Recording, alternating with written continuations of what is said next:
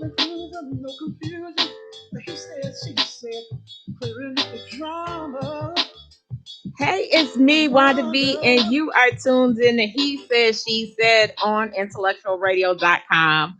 It's Sunday. It's fun day. I love Sundays. I don't know why. It's a day to relax, be with your loved ones, go to church, do what kind of fulfills you and brings you to life. And my show here at Intellectual Radio definitely is my therapy. It brings me to life. So I'm so excited that you guys can join me today. I am by myself today, but I don't have to be by myself. So what I'm going to ask you guys is to chime in. Now, whether you're on Facebook or YouTube or however you listen to intellectualradio.com, I'd love for you to chime in. Be my virtual co-host. Because of this virus, because of the COVID, we can't all gather together as we used to do. So now I have to do things virtually, and I would love for you to take this virtual ride with me. Join in on the conversation on Facebook or YouTube, and I'll check there too. So however you listen in, please do. So today's topic, well, first, how was your weekend? My weekend, like I'm asking these random people. My weekend was great. I did nothing. That is something to do nothing. I often have this discussion with the super producer here at intellectualradio.com, the one who makes this happen, who brings everybody to life here at Intellectual Radio. When I say, he'll ask me, what are your plans today? And I said, I plan to do nothing. And he said, well, and he will say that that's not a plan. But I think you can actually plan to do nothing because like I'll get all my favorite foods. Now, no one take offense to this, but I call it my fat girl day, where I just go get all the kind of foods I like and just will sit there and eat them all and just enjoy myself and pig out. So I can do that on my day that I'm doing nothing. That I'm actually doing that. So this topic was stemmed from a conversation in He Said, She Said, and it was a post actually, and it was a post that got over hundreds and hundreds of comments, or it was about almost 200 something comments.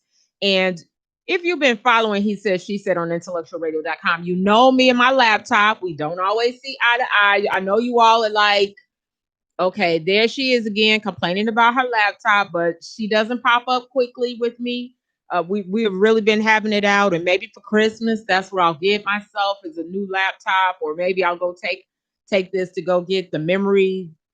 Or if someone's my Facebook friends and you know of someone who can fix laptops, because I don't really do much but do these shows with her. So I do a little bit of researching, but my cell phone is usually my go-to.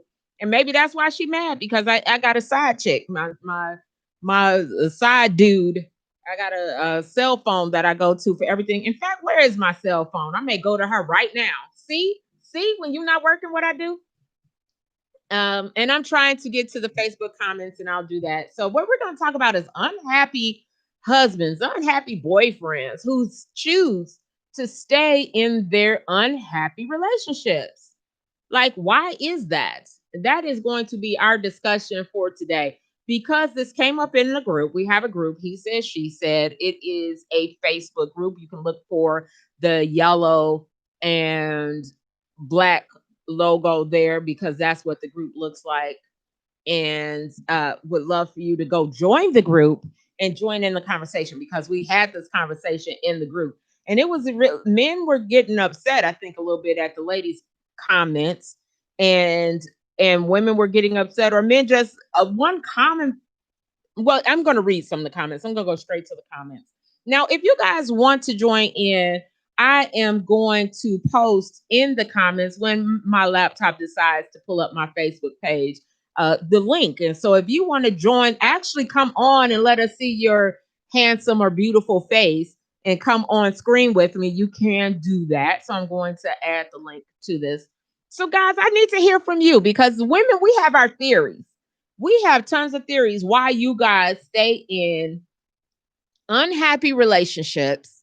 And when I put my theory or what I feel I've been told by men, many men said I was wrong. And they said I was wrong about a portion or some of what I was saying. But But I actually think I've taken these comments from men themselves. I didn't like willy-nilly just decide this about men, that I've actually heard men say this.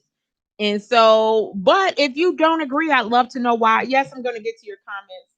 One second, I'm going to get to my laptop first. I mean, get to my cell phone. She never fails me. I don't know, laptop be acting funny, but my dear cell phone doesn't fail me. So I'm going to pull her out right now, and we are going to go and find out why. What is going on? What do we feel is the matter, or the reason why men stay in unhappy relationships? I want to know.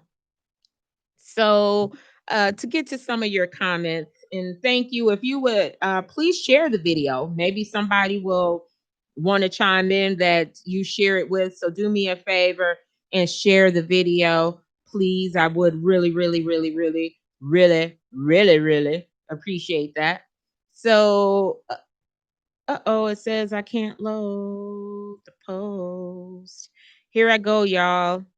Why won't it load? So I am going to Facebook to read some of your comments. I'm going to get there because, as I told you all, me and my laptop, now me and my phone, she's acting a little funky right now. Here we go.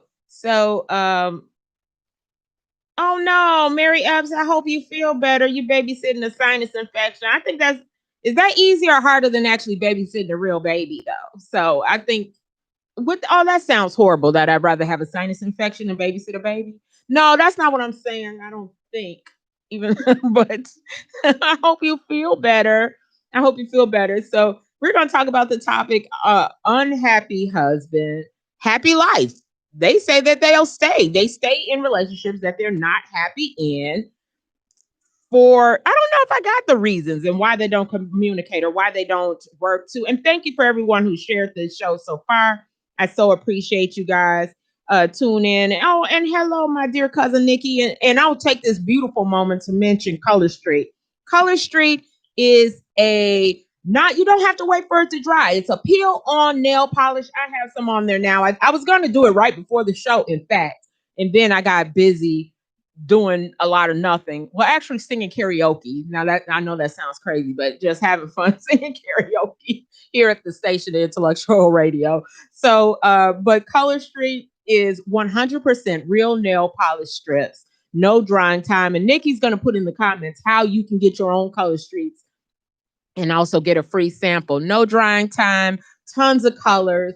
I just love it. I didn't wait. Let me get my notes. I'm going to be more accurate with reading what Color Street is than my goofy self. It's easy peel and apply. It's the base coat, top coat, and the color all in one.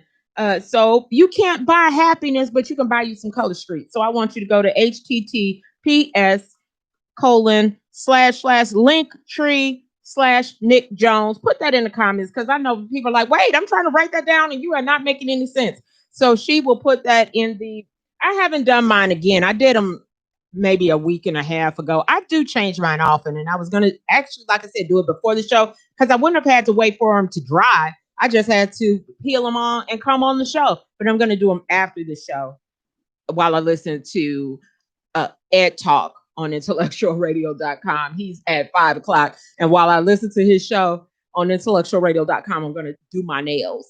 Yes, I can get them done. Dry, and they don't even have to dry, and have them all done in the hour of his show. So I'm going to do that at the 5 o'clock hour. So comments. Let's see. Why do guys stay in relationships? Now, women, I love to hear from the guys because every time I read why from a woman's perspective, men will tell me I am not correct. That is not why we stay. So I want to hear it from you. Why do you stay? I really do want to hear it from you, not just my dear female friends. I'm going to read some of their comments though. So Lady Rochelle, and you guys should check out Warriors Talk. It is Mondays at 6 p.m. Also on Intellectual Radio. I love my Intellectual Radio family. I love my media chicks, all the ladies in this business. I love them all. So you got to check out 6 p.m. Warriors Talk. She said men are more likely to stay in an unhappy relationship because for them, ended that relationship is more like a failure to them. It would mean that they failed at something that they did not have what it takes to make it work, especially if they are successful in all areas of their life. So rather than be deemed as, and I actually can maybe think that that's why some women stay too, or at least fight with themselves about leaving. I want to say that that's actually, I know I dealt with that same feeling of, I went before God and made a vow, and it was the only time in my life I had made such an intense vow to anyone and pledged to do something till death did me part, and I was going to not succeed in it. So I can understand that. I think that maybe, guys, tell me if I'm wrong though, or tell Lady Rochelle and I if we're off base, because why do men stay? So one of the reasons I wrote, uh, you're looking at my nails from far away, Nikki. Put how to get Color Street. Thank you. I see it. Put how to get Color Street. And guys, I really is peel on nail polish. I really am going to do. You're joking, but I'll post afterwards because I'm not going to use this color I have with me. I'm saving this one for Christmas. My red. I'm going to pop for Christmas, so I'm gonna save this one, but I'm gonna change it after the show. I'll let you see what it's like. Hello, Toria. All my dear media chicks are on today. You can check out Toria's show, Empowering Moments with Coach T, 1 p.m. on IntellectualRadio.com, the third Sunday on IntellectualRadio.com.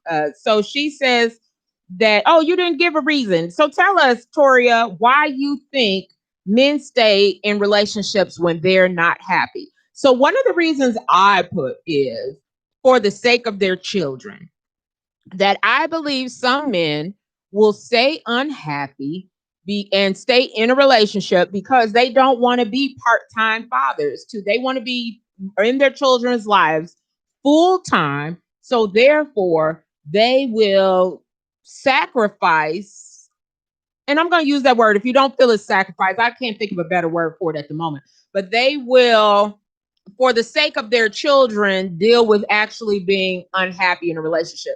Now, one thing that came up, and I'm going to tell you, this topic was going wildfire in the group. It was posted earlier in this week, and it's still people commenting. Mary says, I think most men stay for financial ties because maybe they have investments together and it would be cheaper to stay. Now, I put that in the group, and men, I'm going to go to the comments because I really want to hear your comments. Men got so mad and said that is not true. That is absolutely not true that they stay for the money. And I will say, Alfred, and I'll have to go make sure Alfred sees this. He told me men actually fare better financially after, and I told him I was going to quote him. He said men fare better financially after a divorce than they do while they're married. Now, I was like, I don't believe, not that I don't believe it, because it probably is someone's reality. But I hear more from men who don't want to split their pensions, don't want to split their money in half, or they had to give up half, and they're so mad. In fact, they also use that as the reason why they don't want to get married, is because they don't want to split their income. Or the other thing I hear about is not wanting to pay child support, that they don't want to have to pay a percentage of their paycheck every month for a woman to use where it's on herself and not the children. I didn't say this now. This is what I've heard. I'm not saying that this happens. I'm saying this is what I've heard men say. Hey, Randall, answer the question for me. I love my Facebook Live people who join in, and you're my virtual co-host today as I'm going solo on my show. I do have a great team, and I'll give them a shout out of Valencia Murray, James Borshade, who is our life coach for the show. Whenever we have issues that we really want to take to a deeper level, we make sure James Borshade is there. So you guys can always reach out to James for these things. I've also used him as my own life coach at times. So definitely James Borshade, and Nemi Ward, who's a new mommy to Kofi, and she's at home with her baby. And that's why my team, well, hey, we're trying to stay safe. We're not convening for these shows, and we're going to stay healthy and do it this way. So Thurston says, hi, Thurston. Thurston, we miss our days when we could get together. We would have shows together with Becoming Dateable, and Thurston always came out for our game night when we had game night. So I believe it goes back to the old song, it's cheaper to keep her. I agree. Or I have heard men say that they say it's cheaper to keep her.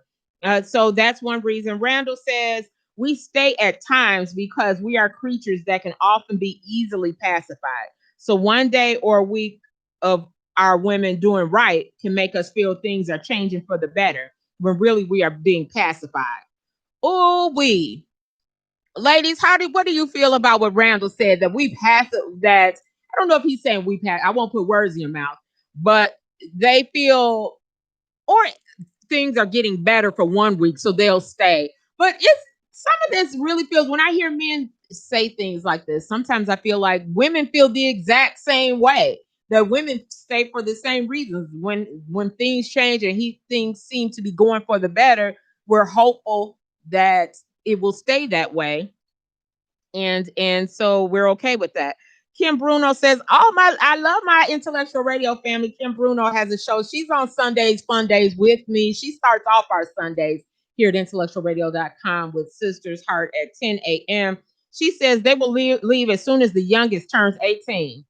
That has actually been an experience for me. So I do believe that. Now, men, tell me if I'm wrong, because I have heard men say that this is not true. And I'm going to read some of their comments. You know what? I gave up on my laptop. I'm going to go back to trying to get my laptop to go to my Facebook page so we can read some of the comments that men said that was not true. And I was off base with why men stay. So I'd like to hear from you. Why do men stay in relationships when they say are not happy, or why do they not even talk about being unhappy? And I'm going to read some of the comments. Some people sent me their comments to read. Nikki says, I think guys just don't like change. Oh, I think so too. Guys, tell us. You are more than welcome to tell us your side of this story. But Nikki says, I think guys just don't like change. Instead of having to start over, they just try to make it through. My son is that way. I do think some men are they okay with the sacrifice, or are they taught that sacrificing for your family is an okay thing? That I think, what is that movie? You guys, help me. That movie with Denzel Washington, where he was obviously unhappy, but he stayed because it was the right thing to do. Or why did he stay? Why do we think he stayed? What's the name of the movie? I'll look at your comments to see if you can help me with the name of that movie. I can't think of the name of the movie, but it was somewhat similar where he wasn't happy, but he stayed. So I'll read and I'm going to go out of this and get to where this is in he said, she said to some of the comments. Because like I said, this was one of those topics that just wouldn't dive we kept trying to move on to other topics. It kept being so the post that the man posted in the group was, y'all ever notice the relationship is only at risk when the woman is, and I'm not going to read the words exactly as is because I'm going to clean it up for intellectualradio.com. We like to keep kind of intellectual around here. Y'all ever notice the relationship is only at risk when the woman is unhappy? Men will be unhappy hella long and still be thugging it. I don't know how to replace thugging it out because I don't really know what that means. But they'll still be thugging it out. Y'all won't want to talk about that though. They said people don't want to talk about that. Men stay and women leave, and they will. I'm gonna guess what thugging it out means. They're going through something hard, but they just man up about it and go through it just to get to them. Now, this had had 200 comments, and it reached over almost 2,000 people who came on this topic. So I also said that it could be financial. That some men and Mary, I think, commented that as well. That cheaper to keep her. It's cheaper to deal with this than have to. And again, like I said, men told me I was wrong. So I'm going to read what some of the responses were. Dwayne said, if I'm unhappy, I would tell the woman verbally and make sure I communicate effectively. Oh, grown man stuff. Okay, I like that. So he says he'd actually have the conversation. But many men said that if they tried to have the conversation with women that they're unhappy, women become the victim and they then are have to console the woman or explain themselves a way that they don't feel they should have to, because it's very difficult to talk to women when they are in unhappy relationships. So women, we can also talk about that. Is it easier or harder to actually communicate with us? So I said, so Alfred said to me, and did I tell him I was going to bring up his comment? I don't know. But Derek said, well, I'll bring up Alfred in a second when I find his comment. Truth, but the marriage is important too, but we can fix it. We have more to lose than women do. And the courts usually rule in the favor of women. Of course, the kids and the money are important, but in many cases, the man will pay for peace of mind. They just don't want to be weekend dads. So I think that's kind of an agreement that is for the children. So I am going to also, if you guys want to chime in and join I'm going to put how to in a second. My laptop is finally, oh no, she's not. Whatever. She's just, I don't even know. I don't even like the word hating. I don't know. She just, 2 o'clock must be her nap time. And I just like to interrupt her time to lay down and not be involved with this show. And she's like, oh, it's 2 o'clock. I'm going to shut down and be really slow with this. So I am going to read another comment from someone in the group or someone on the Facebook Live as we talk about why do men stay when they're not happy? Why do they stay in unhappy relationships? And I want to hear from the men. Why do you stay in unhappy relationships? And but they're kind of mad that women actually leave, it sounds like, or at least that one post made it sound like, do they think women should leave,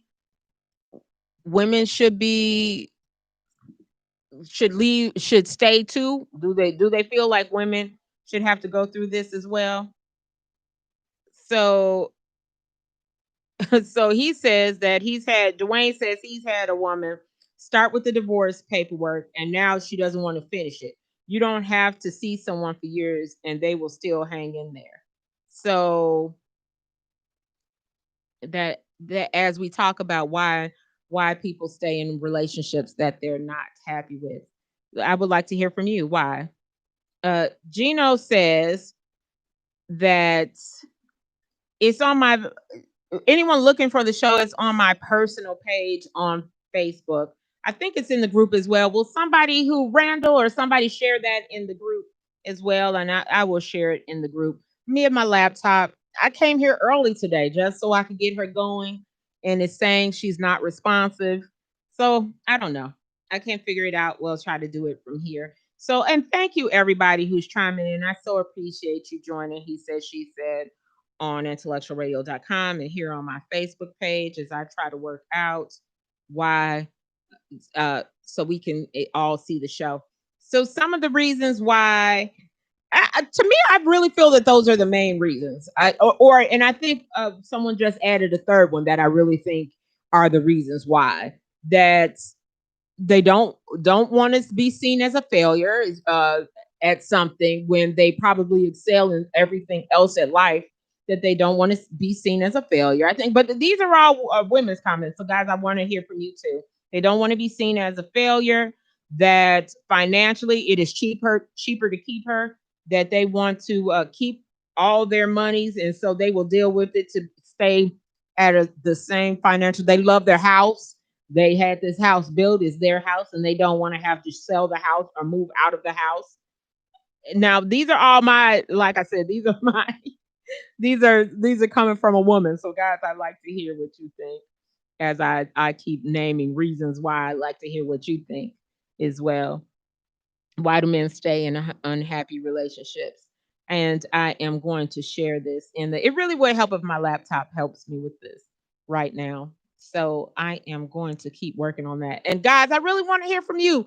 Please put in the comments, why do you think people stay in relationship, men, not women, because it is always said that women actually leave. I've heard that so often that women will leave, they don't stay. But I think we stayed to a point. I think we've stayed longer than we would actually want to. But I'm going to leave this on the men. I'm not going to even discuss why women do, because It's not our time. I'm going to use this time on intellectualradio.com to talk about the men. And this is your time to share. And I really want to hear why you stay. So, Tamara or Tamara, I don't know how you pronounce yours. She says communication is the key. Sometimes, in some situations, you can make someone happy. You cannot make someone happy. It could be that we'll just work out and keep it moving. And I think in a lot of times you can't make someone happy. It really is an inside job.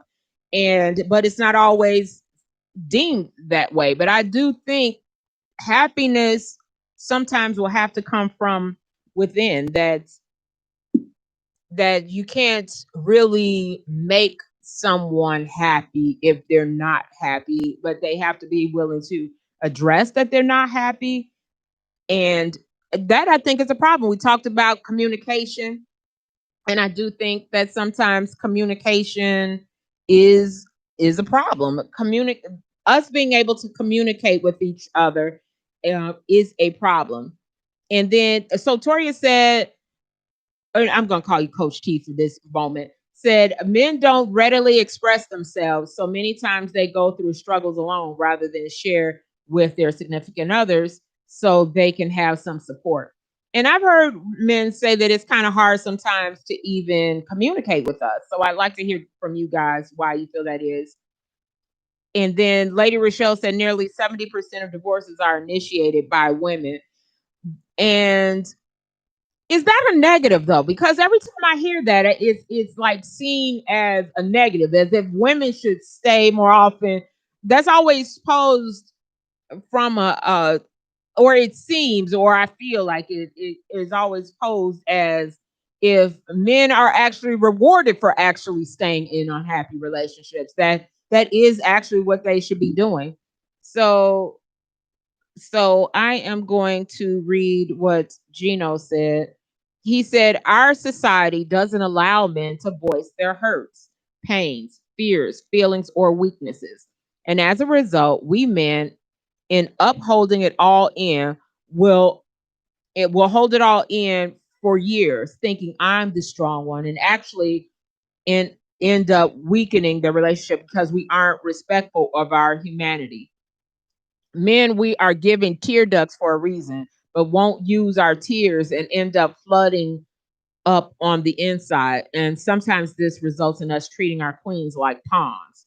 Ooh, how do you feel about that? That sometimes the anger, and I was reading this earlier. I was reading a book about reading something about holding in your feelings, and that the more you hold them in, how that can lead to dirty fighting. It can lead to situations where you don't process the pain, and then your pain out comes out anyway in an unhealthy way. So if you don't address your primary feelings, they can be triggered, and then you get an ego. Your ego is bruised, and then the dirty fighting begins. So many of our attitudes and actions are influenced by things that irritate us, and we don't necessarily communicate or know how to communicate or address what actually irritates us. So it's interesting, an interesting perspective. I really need to work on my laptop. We're gonna get the laptop up so I can get to more of your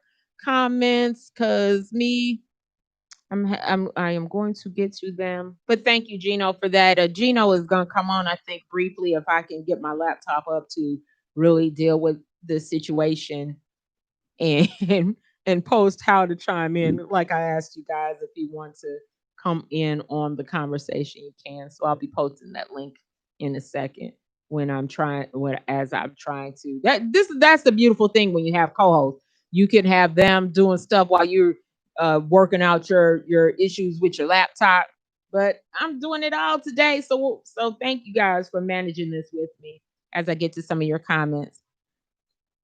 And as Tracy Kincaid said, in many cases, it's cheaper to keep her. And I do think that, and you can tell me if I'm wrong. I do think, guys, tell me if I'm wrong. I do think I've heard men say that rather than split their income, split the time with their children, and really they don't like to give up their money. that they would rather just stay in the relationship. So, like I said, you can tell me. Let's see, if I'm wrong about that. But why do men stay in? Let me hear from you, Q. Why do men stay in relationships when they're not happy? And why do men stay? So, Reggie Williams said it feels better. That is true because women don't like to give their last to men either. Being married before, the lady is always going to take the last from the man. Really? The lady is always going to take the last from the man? Mm. Well, I think that's the ladies you deal with. I don't know if I agree with that. I don't know. There probably are women. I have to always remember whatever said by a man, there's some truth to it. And just because I don't resemble that or know someone who does that doesn't mean that that doesn't exist. So obviously, there probably are ladies who will take your last. So you just stay married to her then because you don't want her to do that. You would rather just stay in this unhealthy or unhappy. Does it have to be unhealthy and unhappy at the same time? I'd like to hear from you too, whether you think that happens, whether it could be unhealthy and happy, or can you be in an unhappy, healthy relationship? Does that happen? Unhappy, healthy relationships? Is that even doable? Is that something? So guys, tell me. I would love for you if you're on this and watching the show, tell me why men stay in relationships when they are not happy. I want to hear it from you guys because we as women we have tons of reasons why we think it happens, but I'd love to hear why you think it happens because I had a lot of men tell me that I was actually wrong when I put that it was for money, or maybe because I put it was for their love of their money and their children, and they didn't like the concept of me saying it was for the love of money and more so so tell me what you think. We are tuned into He Said, She Said on intellectualradio.com, and I'm talking about unhappy husbands, happy lives, because they say that they can actually live a happy life in an unhappy relationship. That's what they told me now. So I'm just going with what I've heard that this can happen. And so, Kevin, what do you say? I, w- I thank you so much for everybody who's chiming in. I so appreciate it. So James says we believe that if at some point the woman will see the man sacrifice and realize that he is in it for the long haul. So you want to sacrifice? Okay. So you feel like if you stay in this, the longer. So that's something to think about. And women, let's listen. Let's try to hear what they're saying and uh see if we not agree, but if we can hear some of their reasons because I think women really care, or at least I feel that they care about men's happiness. Do you feel like women actually care about men's happiness? Kevin said because men have been conditioned to put our women's happiness ahead of our own. So it does seem that way, right? I kind of agree because where did the term happy wife, happy life actually come from? Who started that? Who started that if the wife is happy, the man is automatically happy? Can someone tell me how that started and if that's actually true? Guys, do you feel that's true? When you keep her happy, you're happy? Does it equate? Does your happiness equate to the same? If she's happy, then you're happy. But I think some women can actually be happy and not really care if he's happy because she's happy. Did that make sense? Or did that come out right? That's what I mean. I mean, I don't know if that came out right, but I know what I was trying to say. That I don't know if all women actually care that they're being reciprocal in their relationships. So two said, and we're gonna keep going with that. And like I said, you can always agree, disagree, or tell me your opinion of it. I'd really love to hear it. We are talking about unhappy, unhappy, unhappy lives. Men can be happy, unhappy, and stay in their. And why do they do this? So two says we are more likely selfless when we commit to a family. We value the whole more than just our personal status in the relationship. And there has to be truth to that, right? I mean, at some point in time, if a guy decides that he's going to stay in relationship knowing he's unhappy, then he's staying for various reasons. And one of them would have to be that he values the family, but does he value his selfless? Is it okay to be selfless? Should at some point you should care about yourself and your happiness, or no? Is it okay for men to be unhappy? And women, should we be happy about the sacrifice? Should we be happy that our parents or I shouldn't say our parents. That brought me back. That must have come from somewhere. So I'm going to explain why I think that came out of my mouth. But should we be happy that men have made that sacrifice for their families?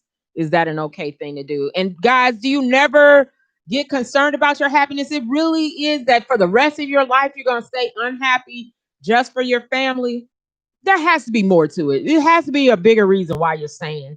Then that's a huge unhappy commitment. But people are saying facts. James Moore said that's a fact too. So, well, ladies, we have to hear that actually has some. He says it's true because we aren't asking for much but peace. Oh, you guys, and peace. What is peace? What is peace? For women to just shut up, what does peace look like to you? And if you cannot provide a woman peace, she will raise hell. Yes. Our peace is different than your peace, though. Women, what does peace look like for women? I want to know, do women want peace too? Ladies, tell me if women, and guys, tell me, what does peace look like for a woman so she knows if she's bringing you peace or not? Tell me what peace looks like. Give me a typical day of peace for a man. I want to know what your peace looks like, because I think peace would be different for everybody. I want to know what your peace looks like. Super producer, are you asleep somewhere? He sleeps during my show. I want to know what does your peace look like? Answer that for us. What would peace look like for you? He's saying being able to sleep during your show and not be interrupted. Whatever. Kevin said, peace is the opposite of what you've been given, what you've been getting. Whatever, I bring peace. I want to know what peace would look like for a man. What's your peace, Kevin? Tell me what your peace would be. That she doesn't talk unless you stay in your man cave, or that you get to watch the football game uninterrupted, or that she not ask you how your day was and what's wrong with you. So I did read that men don't like, or one thing that they don't like is that how we continue to ask them questions. They don't like the repeated questions. So tell me what you think about that, guys. I really want to hear from you. I'm going to try to have an unbiased opinion of your responses, but I want to know, why do you stay in unhappy relationships? What can we do to make you happy? And tell, because I really don't understand peace. I don't like peace. You want the world to be peace? What do you want? You want kumbaya? You want Nelson Mandela to come out? What is peace look like to you? What does your peace look like? Because I think peace may be different for every man. So I want to know, what does your peace look like? So we are talking about unhappy husbands, because we always say happy wife, happy life. Like, him being happy actually doesn't really matter, because if the woman's happy, he will automatically be happy. Now, I think I know what they meant by that, but it does kind of sound like on the surface that the woman being happy is the main reason for everything with this family. As long as he's happy, everybody should be happy. Two said, turning a home into a house looks like peace to me, creating a space where I actually want to be. Ooh, I like that. And I'll tell you why I like that is I know many times where I don't want to come home. So I understand that. Understand the time where you just sit out in your car and go, do I really want to go up there? So I like what I want. This isn't peaceful. So I understand your peace is when you know you got off work and you're not trying to stay at work, where you're not trying to come up with reasons to be at work. Because obviously home is not a peaceful place. I remember those days of being, and they go, "Oh, you're working late." I go, "No." I was thinking in my head, "No, I just don't want to go home. I kind of don't want to be here either, but I don't want to go home either." So I understand that. So, guys, do you agree with two that turning his home is peace for him if it's a place where he wants to be? So, what makes you want to come home every day? I want to know that. Tell me what makes you want to come home. So, what makes you want to come home? Give me one thing that makes you want to come home. Is it really women just being quiet? Is that alone what all men want, is for their woman not to talk at all? Because that's all I ever hear is peace, food, and sex makes a man happy. Peace, food, and sex, and he's going to be happy. Is that right, guys? Is that as simple? When they say men are so simple, is it that simple that all you want is sex? Sex. What else is it? Food and silence? No, it's not silence. Is that it? It's definitely silence. Super producer just jumped in on that one. He said it's definitely silence. Forget y'all. Forget y'all people. Y'all know we can't be silent. What does James tell me all the time? That where how many words we say a minute more than God's? Whatever. So Coach She says, honestly, I think that both men and women should care about the happiness of the family as well as themselves because you matter in the family too. I think actually, if happy spouse, I heard on one of the shows, happy spouse. Now I forgot the other half of that, but I do think both people's happiness makes a difference because when he's not happy, you're actually not happy. I think when the man is not happy, the woman is actually not happy. I think it may seem like if he's happy that you're happy, you don't care because you're happy, but usually they're not making you happy. They're when they're not happy. Their silence does not make you feel good when they are silent. You don't really feel good about that. So that's not a that doesn't make you happy. So I think both people do need to be happy, and maybe I'm wrong, guys. I really do want to hear from you. So please chime in on Facebook, whether you're chiming me in on YouTube. I'll try to get over there. My laptop is acting funky, but I'll definitely try to get over there and get to your comments as well if you're trying commenting there. So we're talking about unhappy husbands. Unhappy men can stay in very happy marriages. So, guys, would you consider it happy? What's the movie, you guys? What's the movie with Denzel Washington where it was clear that he was unhappy and but he was maintaining things at home? Now, to me, she seemed to be giving him everything that he wanted at home. She was silent. She wasn't giving him grief. I think she was. She seemed to me to be the perfect wife, but he was still unhappy. So shouldn't happiness somehow need to be part inside job as well? Like you need to find out what makes you happy as well. Two says two selfish parties will never build anything together. Two selfish parties will never build anything together. Okay. So Coach She says, I'm not happy if he's not happy because there's a rip in the connection. I totally agree. I do think that, and now there may be women that are happy when he's not, when he, when he's not happy and they're happy. And I could see that scenario being if she has lots of money, if he has lots of money and she likes to spend money and shopping and she gets to have her lifestyle, that she may care less whether he's actually happy because she's in her what she uses to mask her unhappiness is being fed. The If she has this addiction to shopping that covers up her happiness, she feels she's actually happy. And so she's not really caring if you're unhappy because she gets to actually mask her unhappiness with things.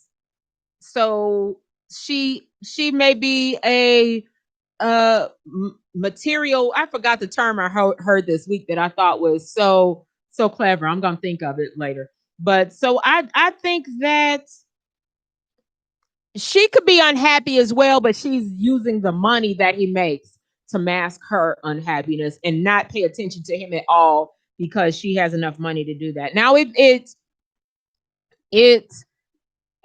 so I like to hear that. I like to hear for that too. And are there any women that agree that you can be unhappy You could be happy and he be unhappy. That you're okay with his unhappiness if you're happy. Let me know that.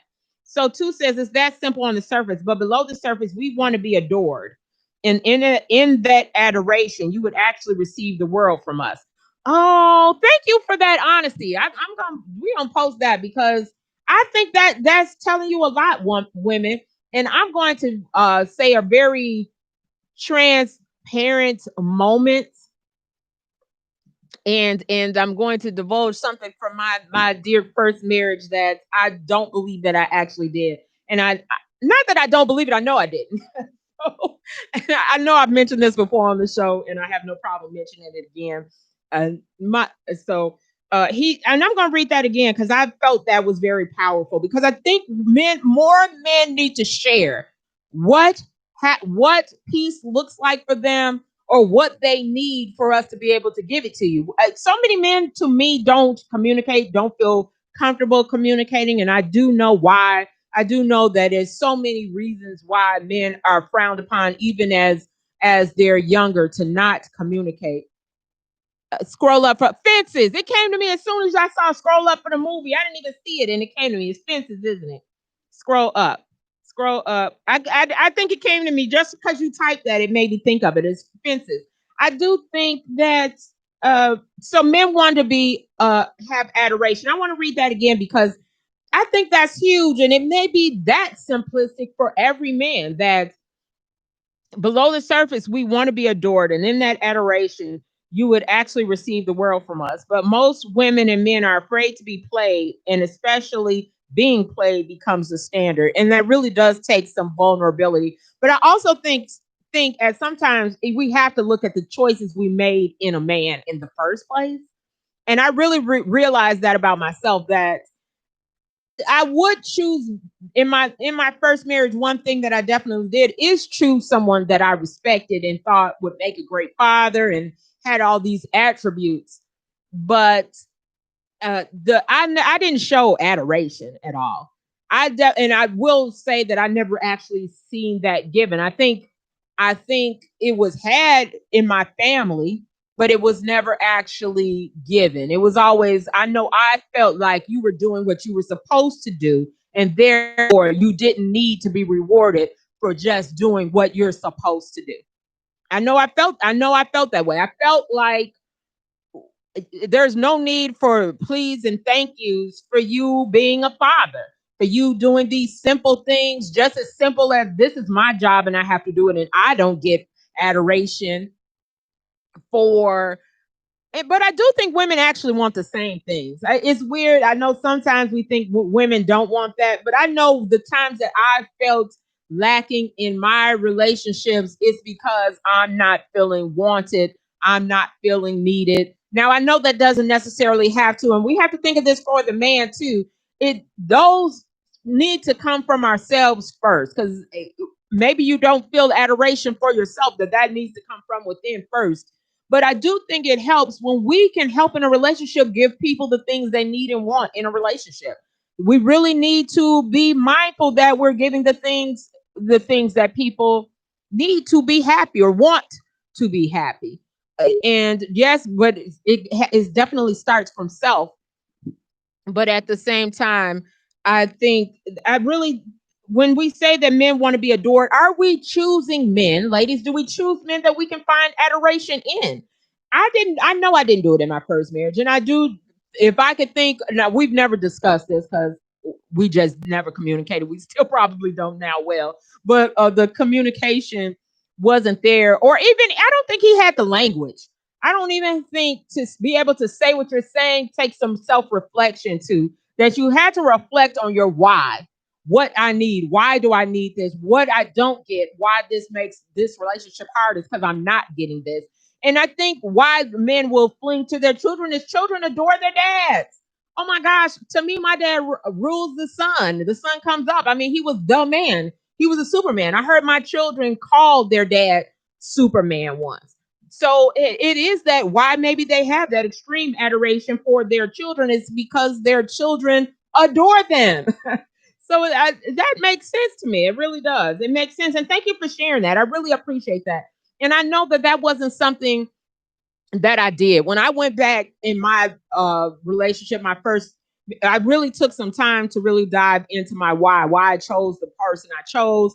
I went back to where I learned how to love, to look at my parents and to see why I chose the person I chose.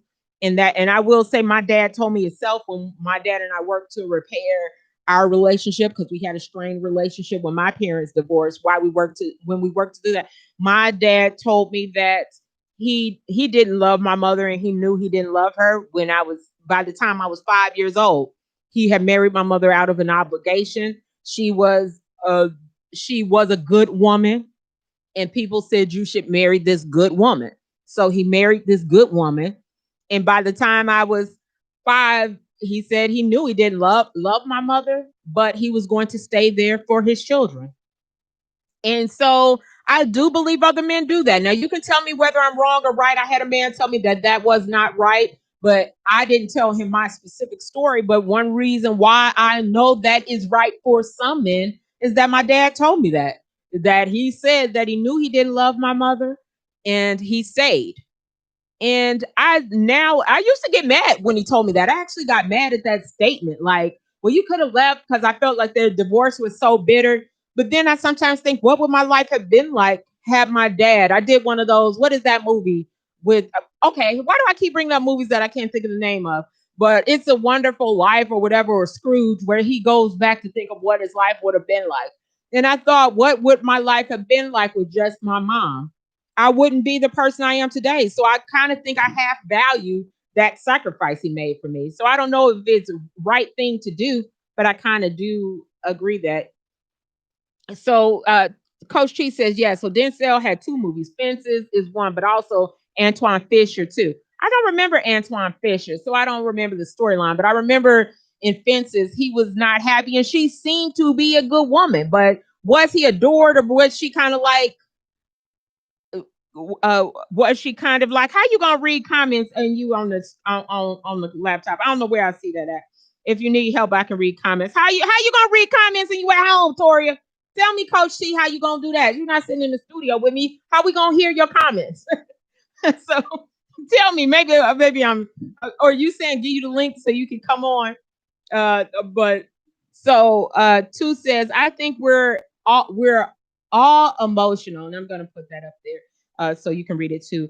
I think we're all emotionally capable. I think the confusion comes in because love usually isn't most people's goal. That's why stability and loyalty is so high on most people's list. And I because love usually isn't most people's goals. And I do think and I'm going to throw myself in there. And because I put so much reflection time on my first marriage, and it was a marriage that I don't know. He never told me he was unhappy, but obviously I think he was. And I'm part of that 70% that probably initiated the divorce because at some point in time I was unhappy, but we didn't know how to communicate, or I don't know if he can to this day really know the proper way or know how to communicate. And that's no jab. I'm not putting a jab out there because I know I've done some work to get to this point. So to even want to share this, because usually I don't want nobody in my business, but I'm willing to share this for the sake of this conversation. Is that I know I wasn't that. So then when I went back on my parents' relationship and thought about that, my dad stayed for me. I remember my dad was a great father, but was he necessarily a great husband? When you don't love the person you're in a relationship and you're staying for your children, are you being the best husband? And then I had to ask myself, did I find someone who was just like my dad? I found a very good father, but did I really find the person that was good for me?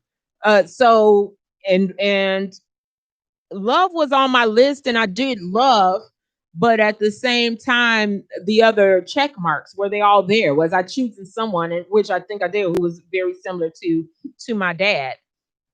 So Kevin says, that is true. A lot of men stay like that for the kids or to avoid paying for divorce.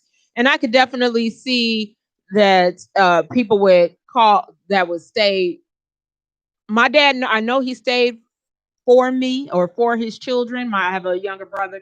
He stayed for us, and I didn't used to be grateful about it, actually. I was like, oh, you get to leave and I'm stuck with her. You get to walk away. I won't say that I always felt like that was a good thing that my dad, and this was years later. I was an adult and had children when I had this conversation of trying to heal with my dad to find out what happened. Why did he leave? Because my dad left when I was 18. I went away to college, and my dad my mom called me and said that my dad was leaving, and I rushed home from school to find my dad packing up and leaving. But I was older. So I don't know. That definitely is something I believe men do. But the adoration part, I wound up not necessarily ever showing adoration. Now, I do say I do this with my ex husband because now where I show more appreciation, adoration, because I know it's important for my children. I know it's important for our co-parenting, for me to mend our relationship from my end. That to do what I could do is not to be in a relationship with him, but it's definitely to work on having a better communication. So Katie Lowe, more of my intellectual radio family, Rhythm Flow Radio, which is Tuesdays at 4:45 on IntellectualRadio.com. She says, uh, "Is it true that we have to learn to love the individuals that love us?" Ooh, so is that true? What do you think about learning to love the people that love you? Should we be choosing differently? Should we be choosing people that love us versus choosing people we love? Is that what we're saying? I'd like to hear that. So Ron says, if the relationship at home is respectful, then maybe, but staying subconsciously teaches the child to sacrifice what's important to them for the sake of peace. But you can find that peace when you find happiness. I like that. You can find peace when you find happiness. So Darcy, which is my intellectual radio family is showing up and showing out today. Darcy of Making Waves with Miss Darcy, which is at noon on Tuesdays and Thursdays on intellectualradio.com, says it depends on the relationship. Some individuals hop from one relationship to another without learning about the what makes them happy. And if you don't know what you want or need, each person needs to work on themselves first. Work on your own individuality. Simply heal first. I agree that you have to know what makes you happy. And I do think that sometimes men, what makes them happy, they have not actually got in tune with. When we talk about the movie Fences, I believe that was part of his issue is that it seemed in the movie he was raised to be there to sacrifice for his family, to be there for his family, and never to know what makes him happy or what makes him tick, what life. And it was easier to escape with another woman. So that came up in the post. And he said, she said, the group on Facebook, join the group. We have these same conversations in that group. That actually came up where I said, well, when we talked about why some men cheat, it is an escape from your unhappy life for some. Now, that's what I feel. And so many men on that post told me I was wrong, but that is not why. But I feel, now this is my opinion, that one reason to cheat is like an escape from home. It's escape from it's a band-aid on a gaping wound of unhappiness that when you go over here, you don't have to be concerned over whether your wife is happy, whether you make enough money, whether the kids are happy, whether you have money for the tuition.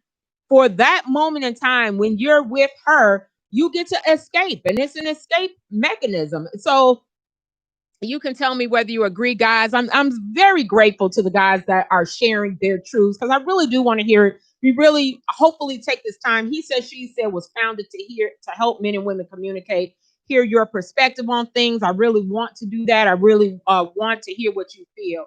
So I really do want to hear what you guys have to say, and I appreciate that you're sharing because I know it's not always comfortable sharing feelings.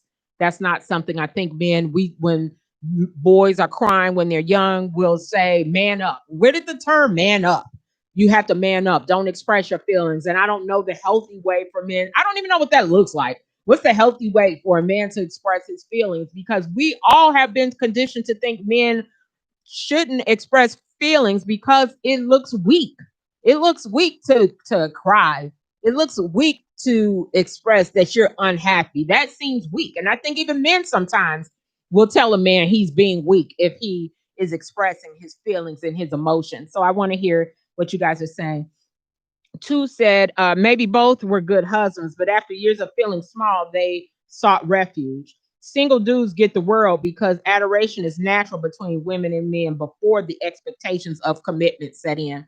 Another comment that I really would like to get into because that uh, actually is is really a thing for men and women. One thing, like you said, why I think a lot of people remain single because dating actually feels good.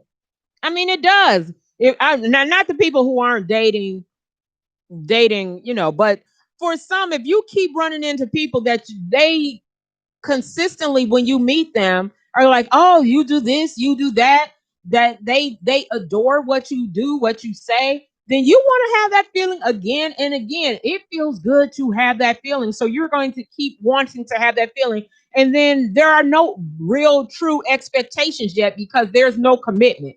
When there's no commitment, we don't have expectations. We even say, I can't expect that of him because we're not in a relationship. So yes, the adoration keeps flowing, and for women too. In that relationship, then they're saying, "You look nice," or "I like what you have on," and they are constantly complimenting. You're getting adored when you're not actually in a commitment and have to worry about the bills and who's going to pay the light bill and how does the mortgage get paid. I can absolutely see that. Uh, so.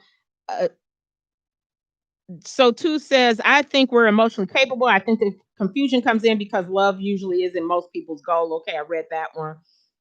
Ron says, if the relationship at home is respectful, I read that comment as well. Hey Penny, I miss my stepping family too. We can't dance. One way I relieve my stress when it's not doing this show on intellectualradio.com, it is dancing. And I can't step because of this dang gone COVID. I'm so sick of COVID. I can't wait till it's gone. I'm not getting the shot though. I will not be getting an immunization for it. I don't care. Yes, I know that would probably relieve, but I'm not doing it. So I'll just have to weather this COVID storm because I'm not going to be getting any shots for this. Valencia, I mentioned you earlier. Part of the he said, she said team. She says men need to be accountable just as they want women to be. They choose to get married for the wrong reasons.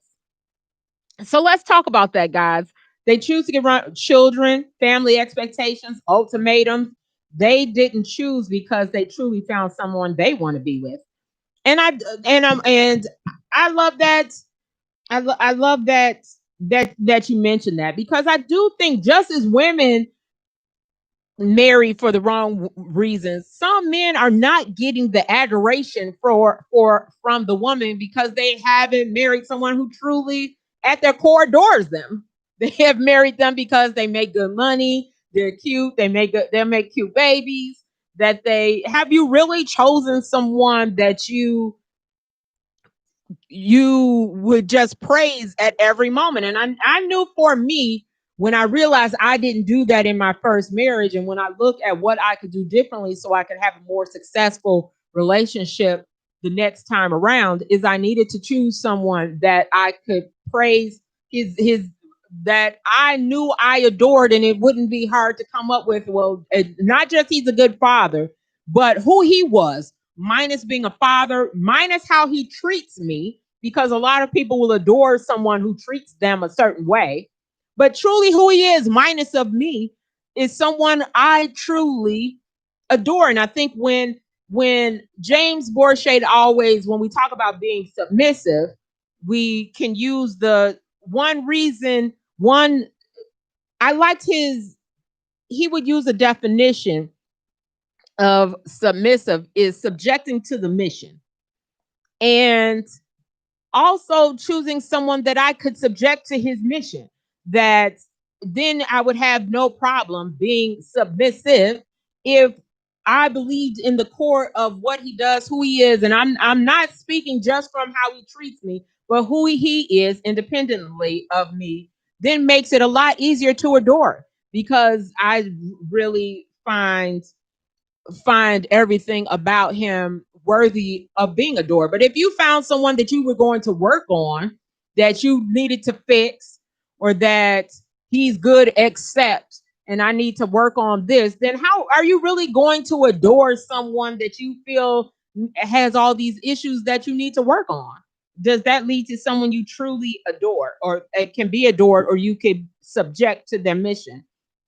So two says the expectations kill Black relationships because we don't have the resources that the rest of America has.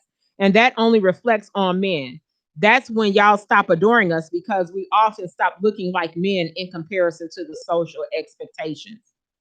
So you said fences is a proof of my last statement. Explain that though. Explain how that's proof. So the expectations kill relationships because we don't have the resources that the rest of America has. So when we talk about what we expect from a man, we often talk about we expect him to have this, he needs to have this, he needs to have that, and true expectations. So then we say that and I'm really breaking down because I really find it interesting because I find that to be true. At least everything you're saying was definitely true of my relationship. It may be true of others. And I know everyone is different and everybody's experience is different. And someone may chime in that that's not what happened in my relationship because I don't know your relationship and yours may be different. So feel free to share. Is so when I mention adoration and finding something in that person to adore that's independent of things and material things, who they are at their core, minus anything they have. Because if they lost it tomorrow, would you still adore that person? If they lost their job, if they lost their, do you still feel who that person is at their core and their character is worthy of adoration? Then maybe things would be different. But I do think the expectations kill Black relationships.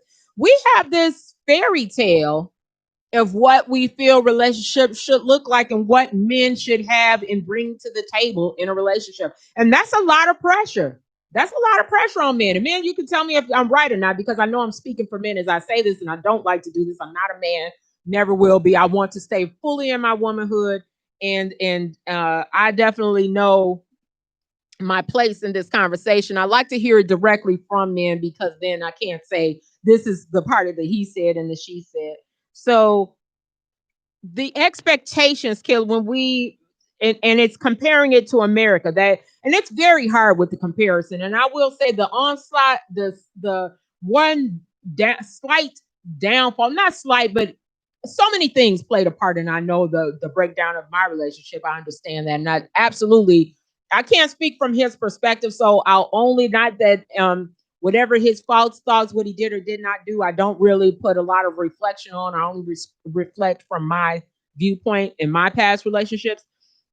My past relationship, I was married 20 years. So one thing that I would say is that the comparisons to your relationship to others. When I would see on Facebook, and sometimes that will even happen now, I will say, I won't act like I'm totally healed from this process of seeing the relationship that is doing something different than my relationship and that I like, and then that comparison that to your own relationship. And so the comparing can actually lead to a lot what your neighbors have and or what you see to be how people can even sometimes it can't even be real.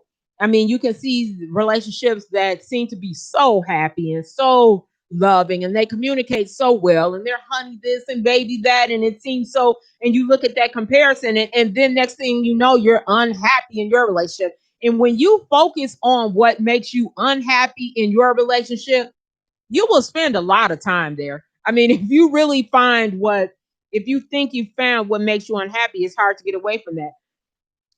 Valencia said men and women stifle boys' feelings. We really do. Society stifles men and women. Stifle, whether it's the man up, whether it's the dude, I can't believe you said that.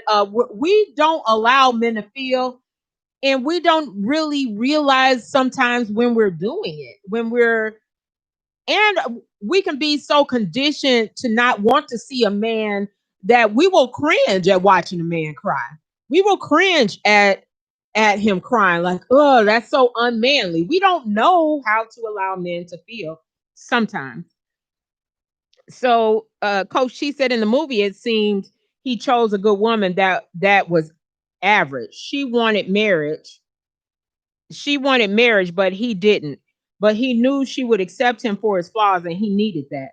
But she wasn't filled with excitement and passion, and he cheated with someone who matched him in that area. Okay.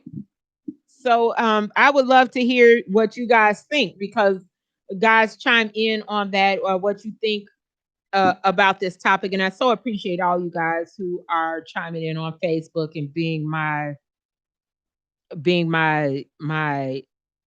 virtual co-host. I so appreciate you.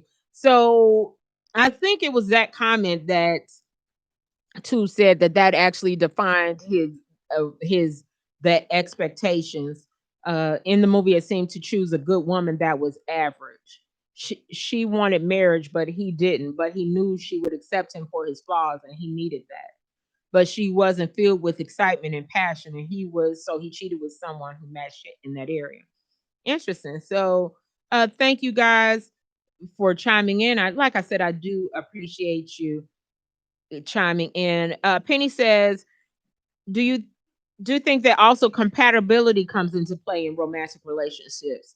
Then it's easier to adore." I do think so to some degree, and I'm only saying I think so. I know it doesn't have to in all, but I did see some similarities to what you're saying to my that I what I was looking for too was someone who could be a good father. I had a child when I got married, so some of what I was looking for didn't start off. Maybe love was a part of it, but being compatible in other ways was important because I had a child. So I had to look at other things about the person. Instead, love wasn't at the front and foremost of it. And actually, like you say, being compatible, that his interests were my interests. I had absolutely zero interest in football, and I kept trying. I mean, I read books. I had football for dummies. I tried, but did I have? So then it became okay to live this whole other life. My interest over here, your interest over there, and that was okay.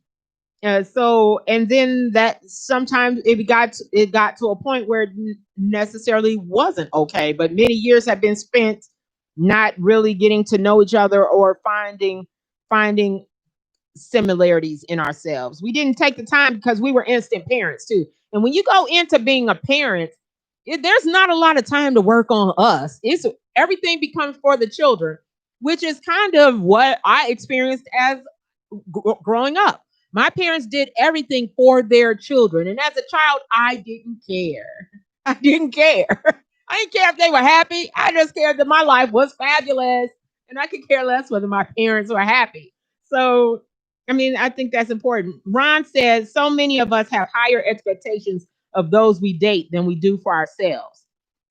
Ooh, that's interesting. We have higher expectations of those we date than we do for ourselves. I could see that because I think about what some people say that a woman will want a man that does this, and does this, and she doesn't even have that herself, but she had that expectations of someone else. So, okay, I think I've seen that. Uh, Two said to Valencia's point, I just read something that said a man's confidence is solely built via his relationship with his mother and vice versa for a daughter. Now ask yourselves how that translates generationally from people that came from slavery. I'm gonna have to read that. You ever have to read something twice so it can really, maybe in three times, so it can sink in like you read it, but you didn't really understand what you read, so you gotta read it again. So I'm about to read it again. Y'all gonna come on, and now I understand. Here on IntellectualRadio.com, I listen to so many of the shows. We have some great programming, and a lot of times they do this a lot in the religious shows. That was like, I'm gonna read that 3 times. But now I understand, I think, why they read it 3 times, because they didn't understand the time first, 1 and 2. So to really understand it 3 times is like the charm to really understand something. So I'm about to do this one more time. I just read something that said a man's confidence is solely built via his relationship. Is that true, guys? With his mother and vice versa for a daughter. His confidence is built from his mother. Now ask yourselves how that translates generationally from people that came from slavery. So you salute the tribe. That's rare as hell. Tribe what? What are we talking about? I'm not flowing well. I'm working to flow with these comments. So sometimes they're not catching up with where I am because I keep talking. So I'm going to try to keep up with them. Ron two agreed with Ron, and he said we think we are very different than we really are. So I did read something and I wrote it down because I'll take a little time sometimes preparing for the show. And I was reading the differences between reality versus perception. And I read this statement and I thought it was so true. It said, we don't see things the way they are. We see things the way we are. And so the perception versus our reality. Are we seeing the things the way that they actually are, or are we seeing them the way we are? Oh, when I tried to learn football, I really did. I mean, my son started to play. He wanted my son to play football before my son was even born. So I figured if this 4-year-old is about to learn football, I'm going to learn while he's learning. So I would take all his little football papers he brought home and try to learn it. And no, I couldn't even. My son, of course, kept learning, and I still was stuck on his 4 year. I did get something. I do know you got 4 tries to make to get to the halfway point. I don't know. You see, it didn't work well. So as time went on, we just kept being parents. We just decided, and I did find someone just like my dad who was a very good parent, and just like my mom, a good parent, but not necessarily probably the best wife. She was on the. She cooked and cleaned. What my mom, and no disrespect to her, love her to death, but just where I saw being a wife, my my who I saw being a wife, the first person I saw being a wife, why I wanted to be a wife, I guess, to some degree, is I saw someone who cooked every night. We never ate out. My mother cooked every night. She was epitome. She cleaned our clothes. Our house was, you could eat off the table. I mean, every Saturday morning was a full house clean. Our house was immaculate, always home cooked meals. We only had McDonald's when our school gave us the free coupons once a year. The only time I ate McDonald's. I never even tasted Popeye until I became an adult. So but what I didn't necessarily see was my parents loving each other. I never saw it. I never saw hugs, kisses, nice things said to each other. I really just saw good parents, and I married someone who's an excellent parent, but not necessarily the best person for me. So I don't know. I think that sometimes matters whether we know where do we first see love, and I do think sometimes we need to go back and look at that. How do we learn to love? And I really did spend some time looking at where was my first examples of seeing a man and a woman love each other. Where did I see that? And I couldn't say I saw a lot of loving each other, but a lot of loving children.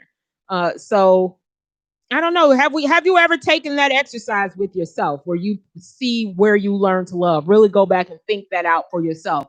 Who was the first man and the first male female relationship? The first one you can envision, and was it built on any form of love? Was it built on any love, or was it built on very hard workers?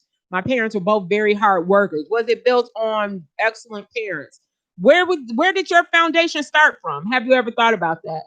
So I would like to have everybody, when they work on being better people, being happy, how they find their happiness, how they show love, to maybe take, or how they receive love, how they look for love, to maybe take some inward thoughts and feelings and go inward a little bit and think about how this all began and what did you see? Because sometimes, and it's no fault to those people, they're doing the best they know how. They're conditioned from slavery. They've conditioned from their parents. They've doing what they saw, that we really just don't know how to do anything different. And it would take a conscious choice to do something different. And sometimes we need to do that. So Steven says they stay, they don't want to do the work to establish a new relationship or maintain the current one. And doing the work sometimes, and this is my opinion, I don't know if you agree or not. And if you have a different opinion, I'd love to hear it. If you, if you, to do the work sometimes really starts with yourself. It starts with you. It doesn't start with the other person and trying to get the other person or choosing a different person. Because sometimes choosing a different person, just you bring yourself to that new relationship. You don't necessarily bring a different you. So in order to have a different, what does that saying go? What is the definition of something crazy, or I don't know what is the insane, or doing the same thing and expecting a different result? To get a different result, you may have to look at yourself. You may have to say, that didn't turn out well. What could I do different? What about me brings me happiness? Because knowing that will help you find happiness in the relationship. So as I read through comments, and I so appreciate you guys. Like I said, I appreciate all you guys who chime in as we talk about happy man, happy. We know that happy wife, happy life. We know that that exists, but does that really lead to a happy life? Because is the person on the other end of this woman's happy life happy?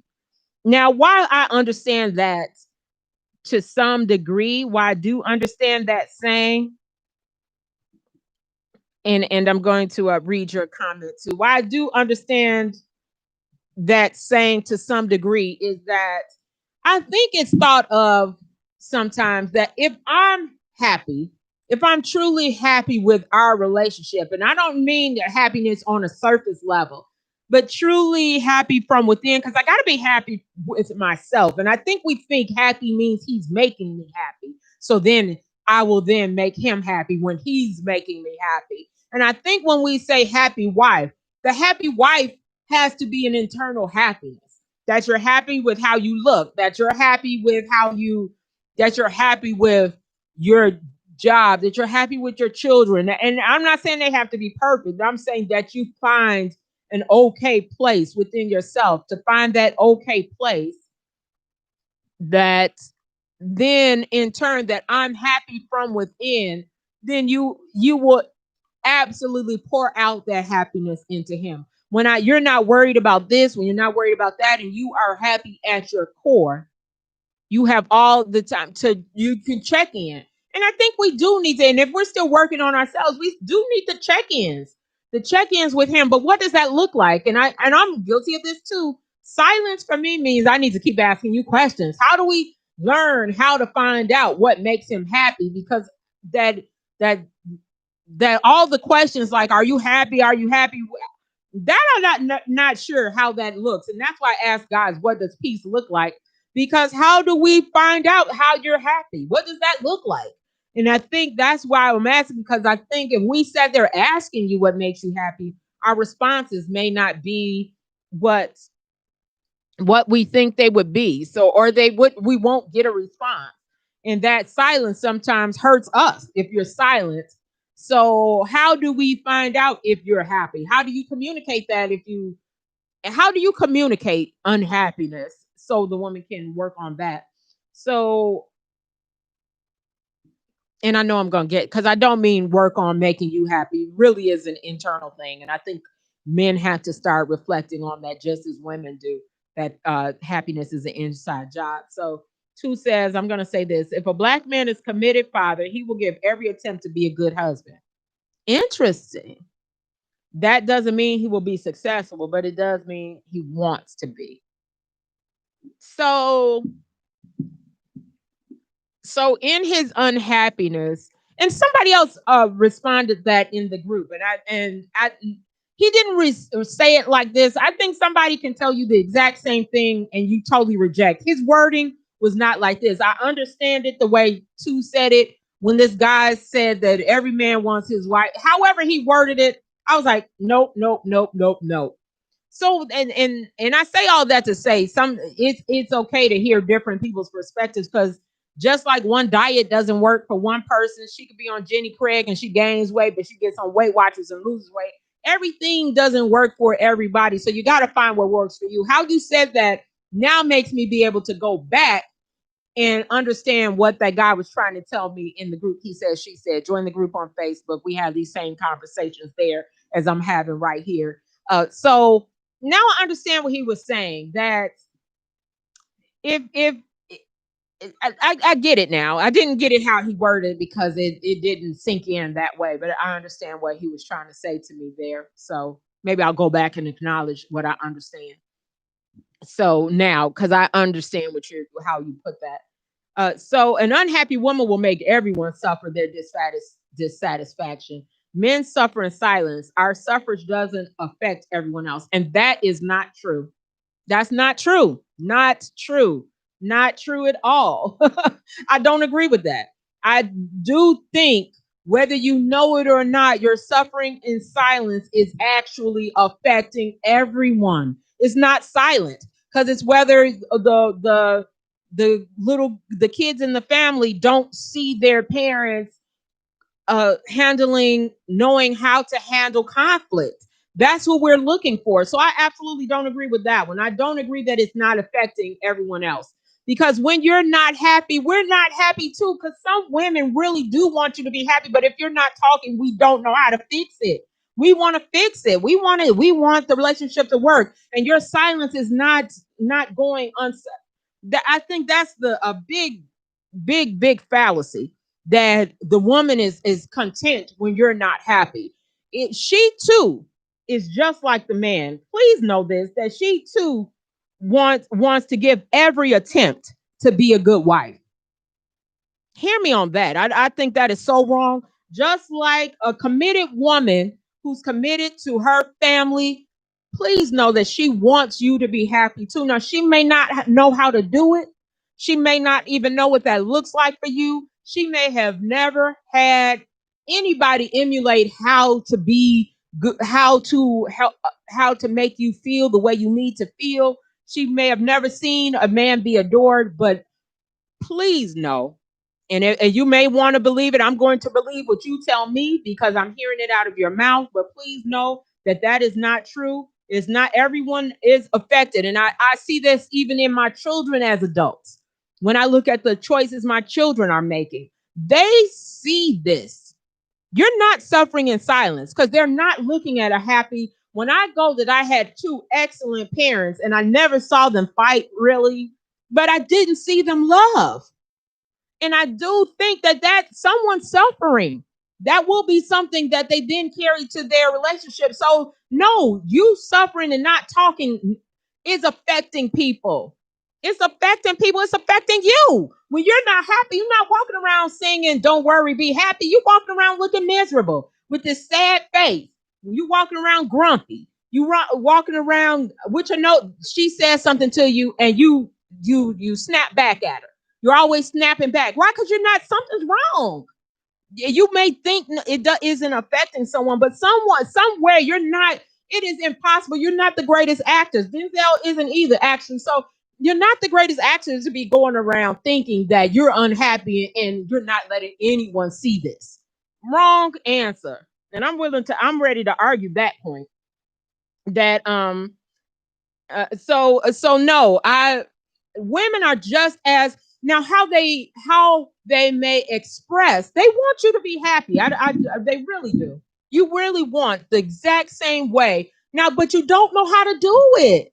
You don't know how to make them happy, whether you grew up with a single mother who you never saw her in that situation, or you grew up with parents who were excellent parents but didn't even, I never, when I go back and go why who I chose was exactly what I saw. Is I chose an excellent father. I mean, I can't ever say enough, but to really know how I never saw that emulated, but I saw great parents who I thought our family had love in it.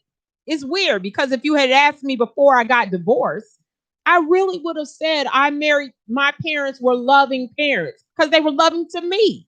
And I felt that that meant love. But my father's unhappiness, he didn't ever show it. That's why when my parents divorced, I was so shocked. I was flabbergasted. I was mad at my father because I felt he was leaving my mother. I didn't see my dad be unhappy. I didn't see it. I would have thought my mother cooked every night. He was home every single night. My dad didn't spend nights away. That he seemed happy, but actually that affected me. And that affected me because then when he was ready to leave, I'm like, what is wrong with you? Because you happy, man. so that so I don't know. I do think on the surface it may seem like no one's being affected. Um, but we are your children probably more so than the other woman. She's gonna be mad and be nagging because I don't know if we know we're not good with silence. At least me. Let me speak for myself. And you said we don't have to argue. Oh, good. We don't have to argue because I don't want to argue. I really don't. I do want us all to be heard, and I'm definitely here to listen. And I hope for the women who are listening that it's not easy for men to share what men think without coming from an angry place, but coming from a place of love. And when you come from a place of love, we hear you. When it comes from a place of this antagonistic talk, and now I understand, now as I say this out loud, now I know why it was hard for me to even understand his words. When he was saying the exact same thing too said that I understood so clearly, is that he was mad. He was mad. He was being defensive. He was being where it seemed he was coming from. I couldn't understand. I couldn't hear his words when we get our defenses up. When we get our defenses up, it's very hard to hear.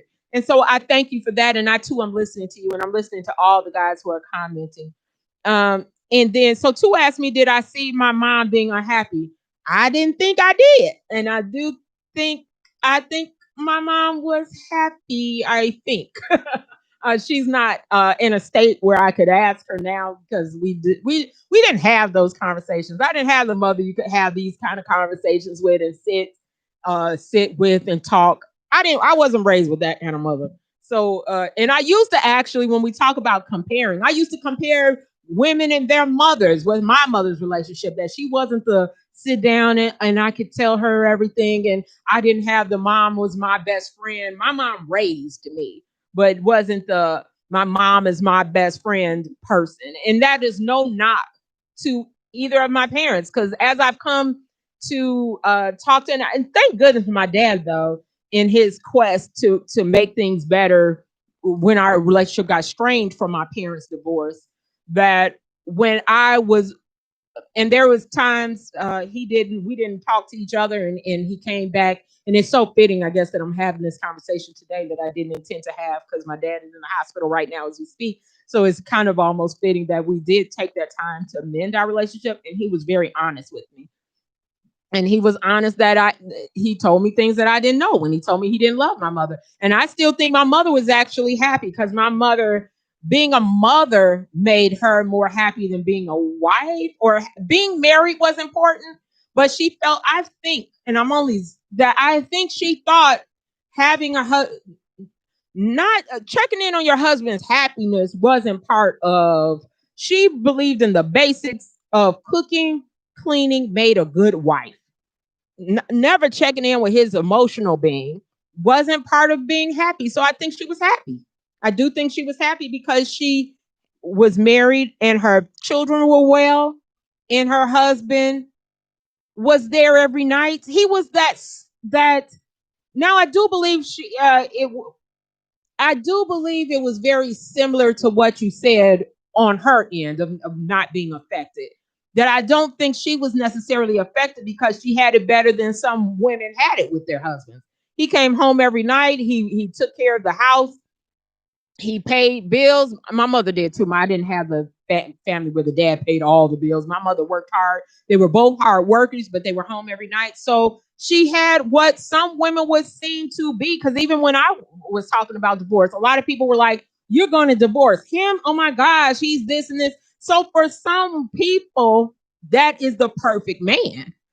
So I do think that my mom was unhappy until the divorce. And so then my mother wound up having a nervous breakdown from my parents' divorce. And she unfortunately has not been the same from that time.